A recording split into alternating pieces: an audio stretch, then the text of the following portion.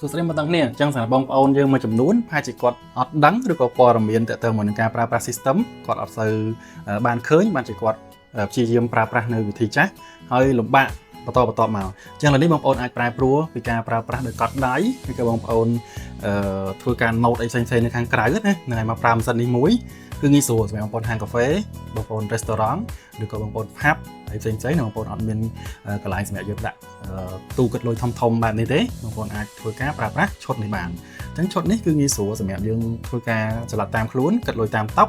ហើយចេញបងបានភ្លាមក្នុងនេះមិនមែនចេញបានតែបងទេអាចចេញបានច្រើនបាយទៀតអញ្ចឹងណាអញ្ចឹងឥឡូវខ្ញុំបង្ហាញបងប្អូនម្ដងតើការប្រើប្រាស់យ៉ាងម៉េចហើយងាយស្រួលយ៉ាងម៉េចហើយតម្លៃវាគឺល្អមែនតើតម្លៃគឺប្រហែលមួយទូរស័ព្ទយើង smartphone ធម្មតាទេប៉ុន្តែជួយការងារបងប្អូនដែលលំបាកយូរមកហើយមកងាយស្រួលវិញហើយការងារទាំងអស់នេះបងប្អូនអត់ប្រឹមប្រែប្រួលមកប្រើពួកនេះទេបងប្អូននៅត្រង់លំបាកពីឆ្នាំទៅឆ្នាំរហូតបាទអញ្ចឹងខាតពេលវេលាច្រើនមែនតើគឺបងប្រើពួកនេះវិញគឺងាយស្រួលណាអូខេអញ្ចឹងឧទាហរណ៍ថាភ្ញៀវគាត់កំងមកហូបអាហារផ្សេង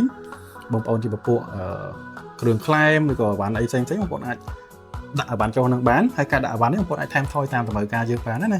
ងតែមកទៀតបងប្អូនអាចធ្វើការ save ចេញបងបានអញ្ចឹងការ save នេះបងប្អូនមានតុកទី1តុកទី2មានបន្ទប់មានកញ្ចក់អីបងប្អូនអាចដាក់បានទៀតខ្ញុំឧទាហរណ៍ថាឥឡូវយើងយកបន្ទប់ទី3អញ្ចឹងទៅ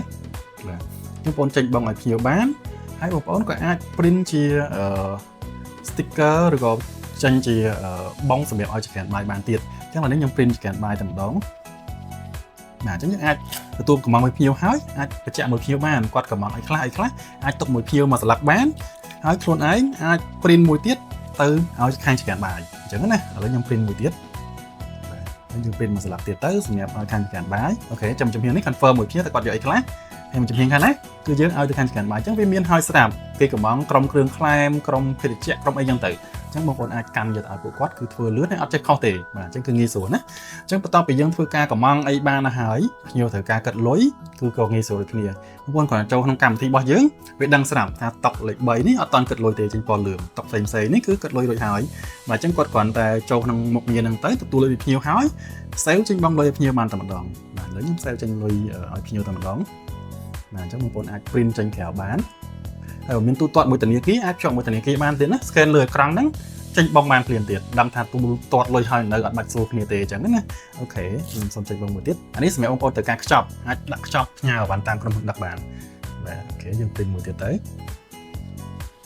បាទមួយនេះគឺសម្រាប់ទូទាត់មួយភ្ញៀវបាទនេះជាបងណាជាបង